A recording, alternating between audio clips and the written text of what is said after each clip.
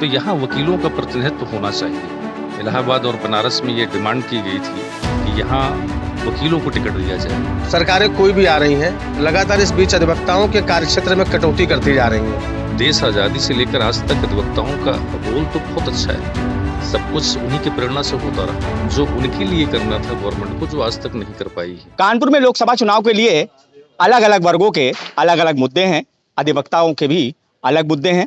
इस समय हम मौजूद हैं कानपुर कचहरी में। एशिया की सबसे बड़ी कचहरी है। यहाँ पर 18,000 अधिवक्ता हैं। हमारे साथ बार एसोसिएशन के अध्यक्ष और महामंत्री मौजूद हैं। उनके साथ कुछ अधिवक्ता भी हैं। आइए उनसे बात करते हैं कि इस बार लोकसभा में किस तरह के उनके मुद्दे रहेंगे और उनका क्या इस लोकसभा सीट पर कहना है। हमारे साथ महामंत्री जी हैं। क्या नाम है आपका? आदित्य कुमार सिंह।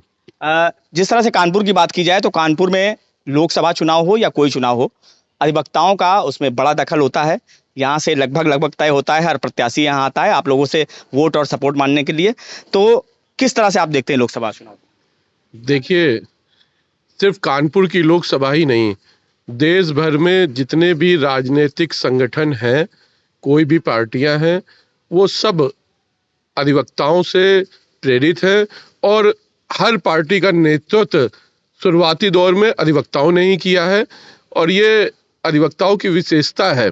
कानपुर नगर के कई जनप्रतिनिधि अधिवक्ता हैं और अधिवक्ता चूंकि सामाजिक परिक्षेत्र में सबसे ज़्यादा कार्य रूप रहता है, सबसे ज़्यादा कार्य प्रणाली में सबसे ज़्यादा योगदान अधिवक्ताओं का रहता है, इसलिए कोई भी चुनाव हो, कोई भी चिंतन हो, कोई भी मंथन हो सामाजिक मुद्दों पर, तो अधिवक्ता के विचार के बिना वो मुद्दे सफल नहीं होते हैं। इसलिए अधिवक्ताओं का विशेष रोल होता है। लोकसभा का चुनाव हो, विधानसभा का चुनाव हो या फिर नगर निगम का या किसी जिला पंचायत का चुनाव, हर चुनाव में अधिवक्ताओं की एक विशेष भूमिका रहती है। हमारे साथ बार एसोसिएशन के अध्यक्ष भी मौजूद हैं। आइए इनसे बात कर लेते हैं। क्या नाम है आपका? प्रमोद कुमार द्विवेदी। सर, जिस तरह से कानपुर की बात की जाए तो कानपुर में प्रत्याशियों को लेकर बड़ी बातचीत हुई है कि गठबंधन का प्रत्याशी, बीजेपी का प्रत्याशी, बाहर का प्रत्याशी, इसको लेकर काफी चर्चा है। आप लोगों का क्या मानना है? ऐसा नहीं है। प्रत्याशिता व्यक्ति के गुणों पर आधारित है। अगर वो बाहर के प्रत्याशी नहीं है, ये नहीं कहा जा सकता। बल्कि यहाँ तो भाजपा का जो संगठन है वो सेंट्रल से स्टेट की ओर चलता है। और हम लोग हमेशा प्रयास करते हैं कि कानपुर में 7 MLAs होते हैं, सांसद होते हैं, बल्कि कुछ पार्ट ऐसा है जो 3-3 सांसद के उसमें आता है क्षेत्र में। तो यहाँ वकीलों का प्रतिनिधित्व होना चाहिए। मैंने अभी सुना है इलाहाबाद और बनारस में ये डिमांड की गई थी कि यहाँ वकीलों को टिकट दिया जाए, वो चाहे भाजपा के हों या किसी भी दल के हों, वकीलों को टिकट मिलना चाहिए भविष्य में। बल्कि हमारी भी ये डिमांड होगी, क्योंकि एक वकील बेहतर पक्ष रख सकता है, संसद में हो, पार्लियामेंट में हो या विधानसभा में हो। इसलिए वकीलों का प्रतिनिधित्व बहुत आवश्यक हो जाता है। जिस तरह से अगर समीकरण की बात की जाए तो कानपुर में बड़ी तादाद में जो है अलग अलग दलों से लोग बीजेपी में शामिल हुए हैं। महामंत्री जी से बात कर लेते हैं कि किस लिए ऐसा हो रहा है, आपको क्या नजर आता है, क्या नजर?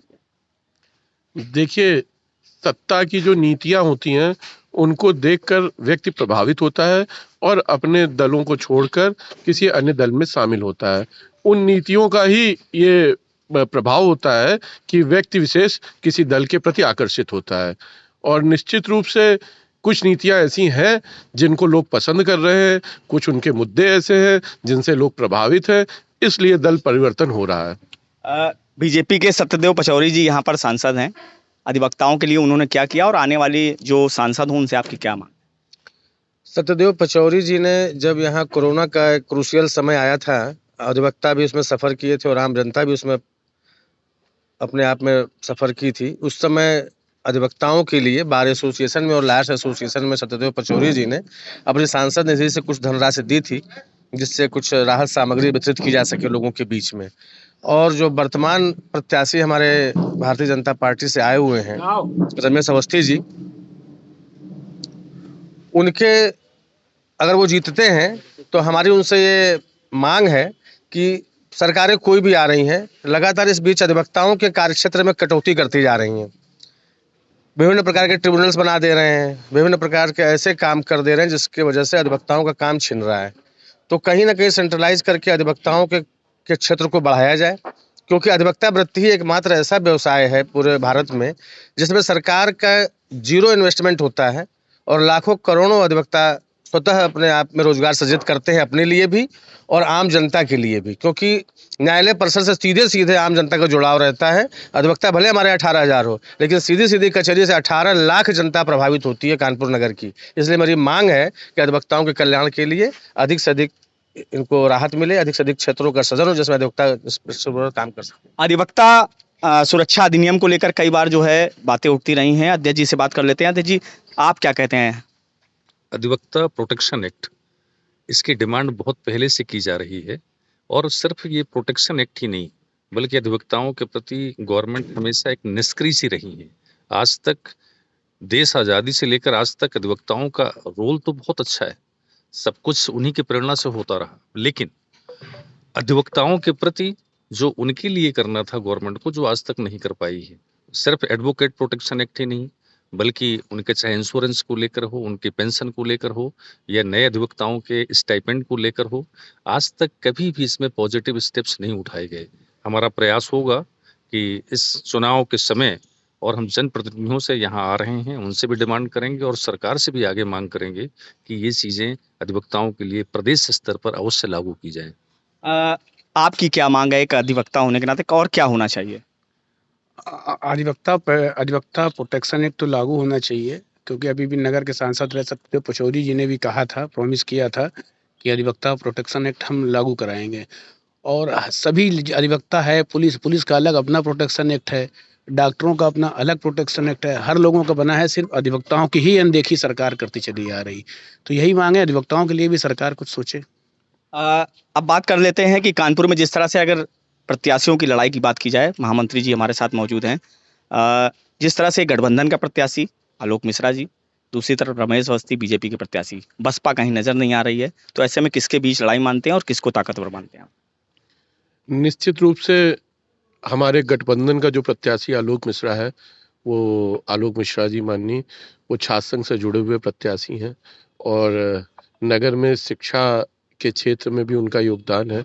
तो निश्चित रूप से वो पहले भी यहाँ पर कई चुनाव लड़ चुके हैं।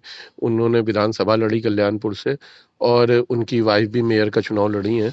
तो निश्चित रूप से वो नगर की जनता से भलीभांति परिचित है और नगर के लोग उनसे भी परिचित है।